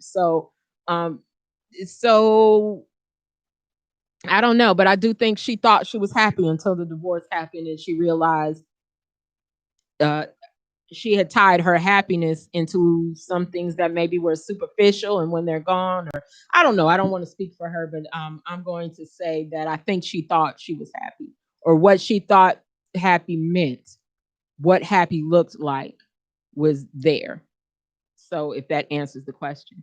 Uh, so Coach T says your mother may not have known that your father didn't love her because, oh, absolutely, I don't think so.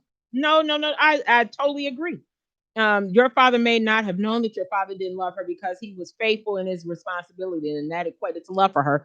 Yes, I absolutely agree that my father, I don't know how faithful he was. I'm going to say that he was. And it's only as I became an adult, very much into my over 40, I'm going to say, before I started looking back on going back into that kind of stuff. And I don't know if I don't, but let's say I think he was home every night. He did all he was fences without the fence.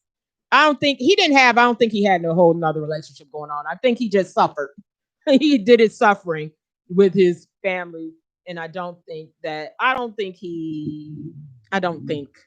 I don't know. I don't care to know actually at this point. But I do think it was very much like you said that for my mother, she had the perfect man because he worked, he took care of his kids, uh, he would sacrifice buying things for himself. He drove the bad car. My mother always had. If we had a new car, my mother drove the new car, and he drove the car. And so I do think that his suffering was seen as the perfect husband to some degree. I agree then with what you was saying because I do think my mother had that what she felt to be a happy life. Uh, Two says, do you think women put more value in the title of being married relationship than they do truly in loving the other person? I'm humbly asking, and absolutely. Come on now. I'm sorry, but women define themselves by being, and men too. It's not just women, because the first thing a man will say, that's why you're not in a relationship. Are you married? We use that against women, men and women use that against women all the time. Being married, being in a relationship, even if you're not something, they'll say that's why you're not in a relationship. Women are defined by being in a relationship. Do you think do we put more value in title? Absolutely.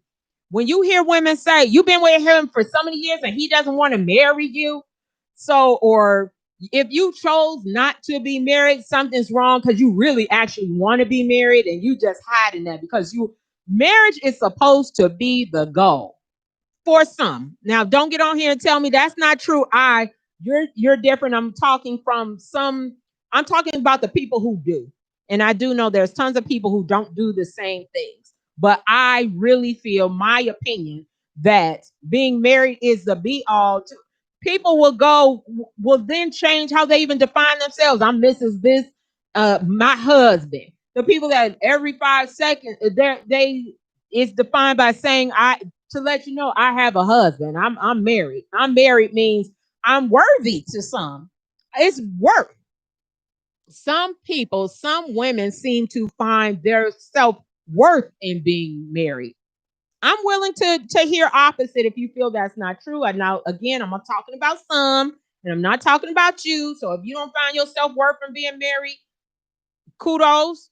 Or if you know, or now I say there's value in being married. I don't want to put that poo poo on the idea that being married has value and worthiness. I'm not absolutely not saying that, but I do believe that some women put more value in the title of being married than they do in the relationship. So when I say that, that they don't go back to check in with him to see if everything's okay without just asking the question, not berating him with questions, but are you doing all the things that you know would add to his happiness? If you know his love language, are you being that person? Are you emulating the characteristics that he fell in love with? Or do when I got the ring, you stop? Like, did you do those things to get married? And then is it okay to stop doing those things because you got him? Or even the thing, well, I'll start doing them when he marries me. So now I'm going to dangle that you get to see the best of me if you marry me. So I do believe absolutely that some people put more value in the title of being married than they do value in loving the other person and making sure the other person is loved, and not just thinking that if I'm happy, he'll be happy. Is he truly happy at his core? Do you know what makes him happy? Have you even found that out? What makes him happy? And I honestly, I could say when I go back to my relationship that I had to spend the work on, I didn't know what makes me happy. I probably still don't, other than football. I couldn't, maybe it's kids and football, but outside of those two things, I can't tell you that. I never knew it. And so I do think, oh, my mom is calling me right now. She doesn't know I do a show and interrupted my show, and I'm going to have to call her back. Oh. So she meant that energy. Sorry, mom, that I had to hang up on you because I can't talk to you at the moment. But Darcy says my point exactly. Marriage doesn't come with a rule book or what the wife and husband role is. Therefore, only what each one believes a marriage should be. But again, each individual must know and understand what it takes to have a safe, respectful, and loving relationship.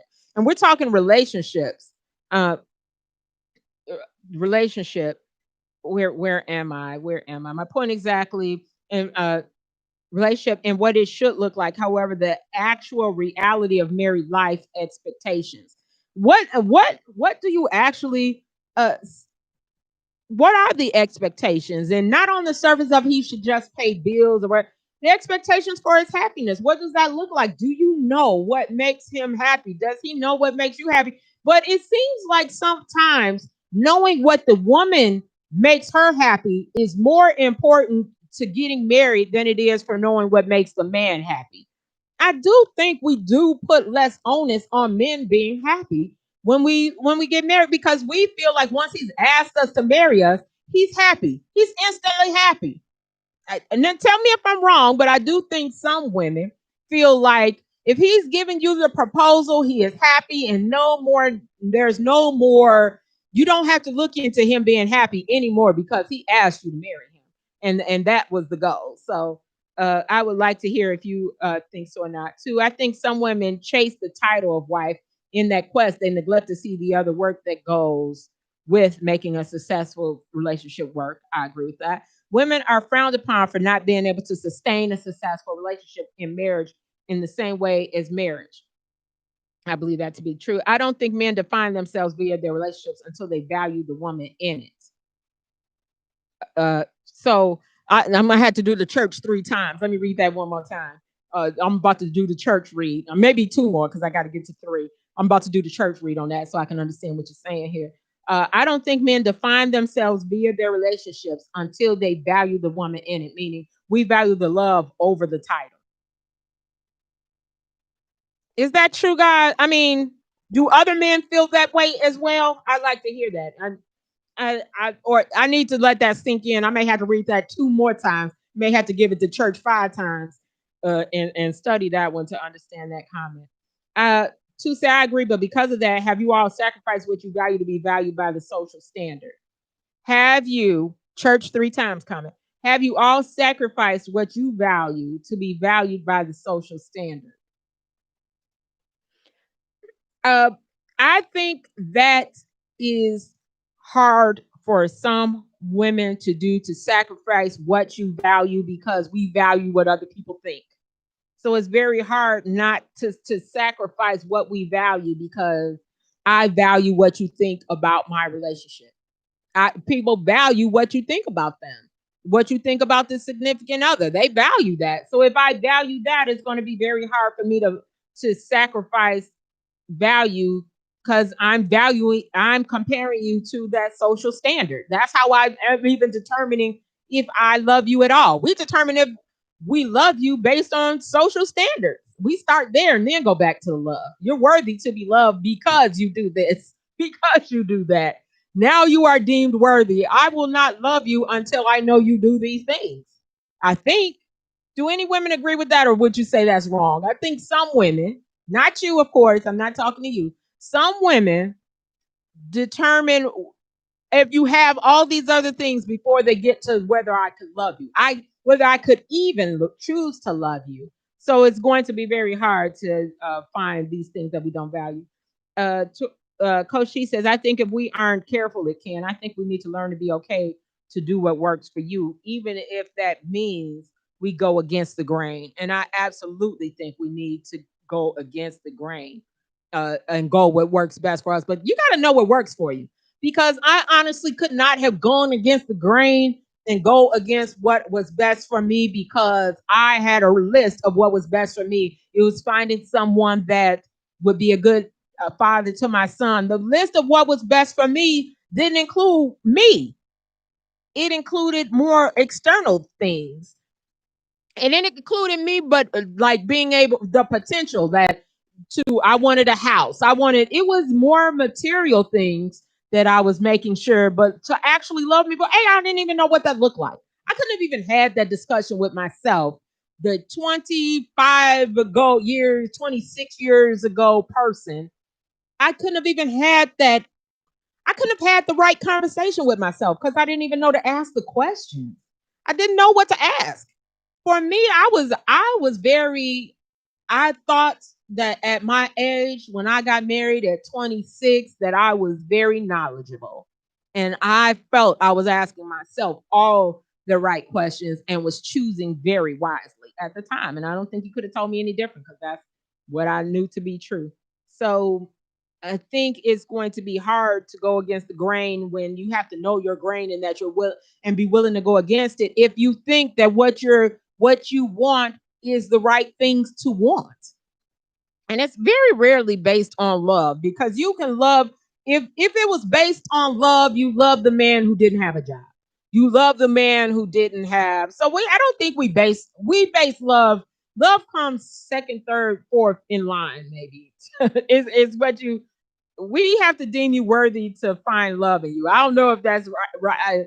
Tell me what you guys think, whether you agree with that. We're on IntellectualRadio.com. I'm talking about men. I'm talking about husbands, and whether being happy means being unhappy is even cared about in relationship for them. That do women ever pay attention that their man is happy or unhappy, or do we even know what makes them happy? Do they even know what makes them happy? To believe some men may not know what actually makes them happy either, that they haven't done that work either. So, Two said, right, sex is readily available, food is readily available, and there's an assumption that that's all we need in life. Even if it was all we needed, is it readily available? What would make any woman special to us? I don't know what makes a woman special to you all. What makes the woman worthy of marriage that isn't an ultimatum? Because unfortunately, I think it was Valencia who wrote that. For some men, marriage was an ultimatum. It wasn't that he really had got to the point where it was all he could think of and it was totally his choice. It was either it's been 2 years, we've been in a relationship 2 years, where is this going? And I need to know where this is going. And so they don't want to lose you. They don't may not know that they're ready for marriage with you, but they also know I do like you enough not to want to lose it. Okay, so let's get married. But have all men actually even come to the conclusion that how much they value you, or what makes her special to you? And I guess they see, do they do a checklist too? Because my dad told me he did a checklist. She's a good woman. She cooks. She cleans. She's good to me. And one thing my dad told me is that my mother wrote him when he was in Vietnam. And when he was in Vietnam, my mother wrote him every day. She wrote him every day while he was there, and he felt some sense of almost obligation. She was a good woman, so why not marry her? So is that for some men that their choice to marry who they're with is not based on what makes her special? It's like what makes her a reasonable choice. Have some people married the reasonable choice? Is that what happened in Fences? The reasonable choice was the person he married. So James says emotions and feelings are high on the love. Emotions and feelings are higher on the love. Emotions and feelings are higher on the love on that list. Emotions and feelings are higher than love on the list. Okay, I can believe that that's true. So So two says, I agree, but because of that, have you all sacrificed what you value? So women, let's ask ourselves that question. Well, I mean, when you think about relationships you're in, have you sacrificed what you value for that relationship? I really think that's something we have to start asking ourselves. James said, to thine own self be true. Do you tell yourself to thine own self be true? I lost that comment. Two said, that's an honest one. Do you ever notice how people always know what they don't want, but rarely ever know what they do want? And I think I know for me, one reason when people ask me, well, wasn't he like that when you got married? And I thought to myself, because that was a common hair salon. You had those conversations in the hair salon, ladies, where everybody's talking about things and relationships while they're in the salon, and then somebody asks you, and that was a common question that was brought to me, like, didn't you know he was like that when you married? And then I thought to myself, well, did I know that? And I thought I didn't care. It wasn't even, not that I didn't care. What was on my list was more important to me than that. It was probably exactly the same equation my dad made when he married my mom. The equation that you could check things off the list. Did he accepted my son? He loved my son as his own. That check. Did he what did he have the same goals in life? I wanted a house. I wanted someone who believed in marriage should be. And it's weird or funny, I think now. The one thing we did go to marriage counseling. We went to marriage counseling before we got married. The one thing that we did do a whole lot of, and it's very interesting to me when I thought about what made me marry him, is that we really discussed at length divorce. We were both products of divorce and how we wanted divorce to look like, uh, what we didn't want our children to go through, the things that we went through, and how we were prepared for that to not go. And it's weird that why people sometimes commend our co-parenting. It was the only thing we really, really, really worked on the whole time, was knowing what we were both good at, what we both saw in all our parents. And his parents are divorced. We saw good parents, and so we knew. And what we really excelled at was being good parents. And I'm not saying we did the best. I'm not saying we were perfect. I'm saying the basics of what good parenting is. Now, will my children probably need therapy? Probably so. So I'm not saying good parent as if, oh, my children are so perfect. I'm just saying that basic of what you see parents be is what we said. So two says, I asked a woman the other day to name 4 pillars of a good relationship. She couldn't, but she could tell everything that was wrong in a relationship. These kinds of environments cannot cultivate relationships. And I believe like I said, what I saw a good relationship to be would be some of the things I put on that list. Him being a good father, him liking children, but relationship I could never name. And now I can now. But when I got married, I couldn't dare tell you uh pillars of a good relationship, because it would have all been based on parenting. It would have not, and that he makes amount of money, that he has an education, that he be a good. Nothing would actually be at the core of the two of us. And why, after being married for 20 years, and I started to actually look for, as our parents, as our children were getting to the age of going off to college, and I really started looking at the relationship. And yes, I will say I'm part of the 70%, but he would have been happy staying in the relationship unhappy. I know he would have been.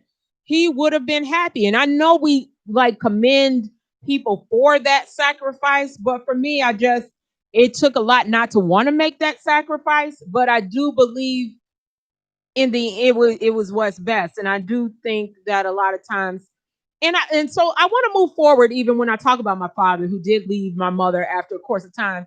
When I actually saw my father married to someone else, I saw my father happy. That was the first time I seen him really smile. If I had to go back, not smiling with me, because my dad was fun and loving, funny person, funny man, but being laughing with a woman I had never seen. And it was like my eyes perked up. And I won't say I always had this loving feeling about him being remarried, but then I saw him happy. I could honestly say that's when I saw my dad was happy. And I go, man, I've never seen him talk like this, react like this. And so, yes, I hated that my parents got divorced and I wanted my parents to stay together. But I'm also very happy that my dad saw happiness. And he never, I wouldn't have said that when they were married, but coming out of it and years later, I saw him different. He wasn't the same person. So then I saw him happy, and that was important. I felt he deserved that happiness. So do I think staying in this suffrage is always a good thing? I think your children seeing you happy is important because how do they learn what that looks like? So I would say that. So I like to really put that challenge out to people who are in relationships to come up. What are four pillars of a good relationship? Maybe I'll carry that on for next week, where we really dive into pillars of what is a good relationship. What does that look like for you? What does that look like? Because I don't know if we always what does that look like? I'm going to take that comment down if I can do that and do the show at the same time. So my time is up, guys. This was so much fun. Oh my goodness, my time is up. Now it's left me with homework. My homework for myself is to determine, and I want you guys to do it. I hope you guys do this at home. You don't have to, but what are the four pillars of a good relationship? But I think if you're dating, that will be something good to know. And I don't want it to read. Please don't have it read that he has a job, that he makes X amount of money. Go into what would sustain happiness for both of you. That's not a financial, that's not on the surface, that's not an outward thing, that would be an internal thing that you have. My father was Denzel in Fences, and in a lot of ways, myself and most other married black men, they stay married and resemble Denzel to me. And my dad, absolutely, I don't think he was as, I don't know, as Denzel, but obviously you have to somehow be masking some unhappiness if you're staying in a relationship with someone you don't love. There's something being uh hidden under that. But I will say that when I saw my dad happy, it mattered. I mean, whether it was a person it wasn't my mother, and that made me sad. But and I don't know, but now that's making me tear up because I teach my dad. But it mattered. It mattered to see him happy. So that makes me happy that he was happy. So thank you guys. I so appreciate it. And I am going to dedicate this show to the first man that made me happy, and my dad, and hoping he gets better and is home for Thanksgiving. So thank you guys for tuning in. I so appreciate you. I appreciate all the music's going coming off. Thank you, Tori. I'll go ahead and let that off. Go ahead, you can take it off of there, and I'll just talk to my oh, she's the real deal, keeping it real for real. Keeping it real with Wanda. All inclusion, no confusion. He said, she said, clearing up the drama.